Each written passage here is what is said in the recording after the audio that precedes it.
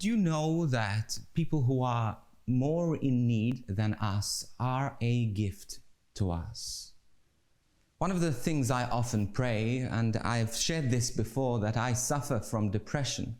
And it's debilitating at times and really difficult. But one thing I often pray when I'm in my worst moments is that I pray, God, and this is not to bring, let me explain. I pray this, I say, God, please send someone my way who is worse off than I am. Not that I want anyone to be worse off, but I want to be able to look outwards. I don't want, even when I'm depressed, to focus on myself. I want to fight, to help others, to reach out to others. And you know, it is those moments, and God always provides some way, someone knocking at the door, telephone call, an email. Someone always provides someone who needs more help than I actually do. And that looking outwards allows me to capture a glimpse of joy.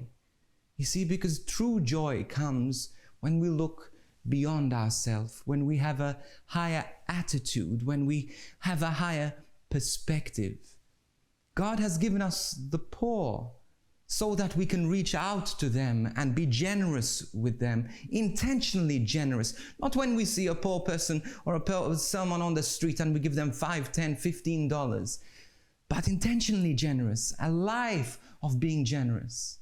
One thing I often encourage people to do is to open a separate bank account, for example, and to put 10%, 5%, 20% of your income into this bank account. And this bank account is called the charity account. And in this account, you can give generously, regularly to people. And part of your income as well becomes a form of charity, of generosity towards others. That's just a suggestion. But you see, when we have an attitude of generosity, of looking outwards, we find joy. There were some people who went on an expedition, actually the first people to go around the world on a hot air balloon. This was a few years ago.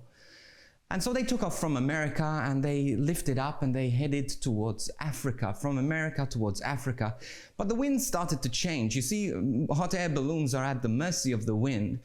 And as the wind started to change, they started to head towards Libya. Now, there was a problem with heading towards Libya because at the time it was a dictatorship. At that time, there was a very anti-American sentiment in Libya.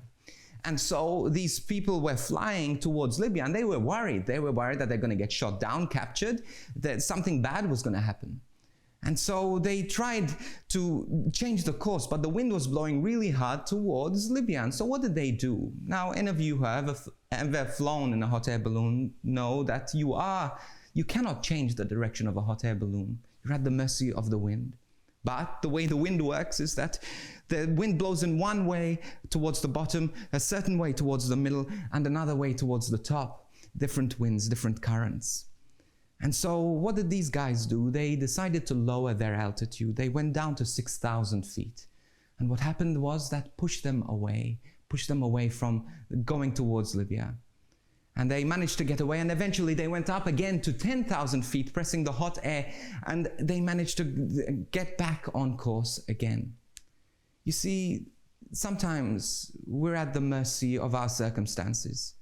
Some people go through depression, they go through difficult circumstances, and they just stay there.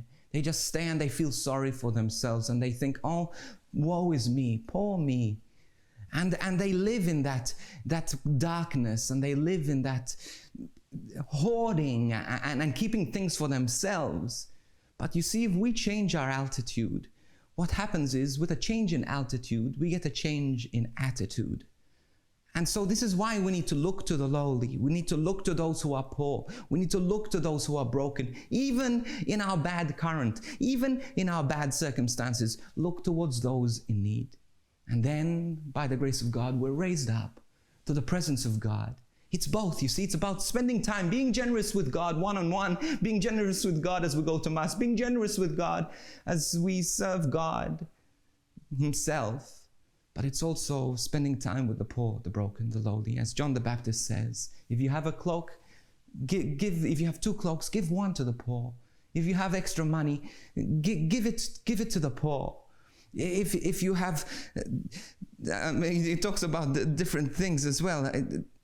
Anyway, it's about being generous towards God.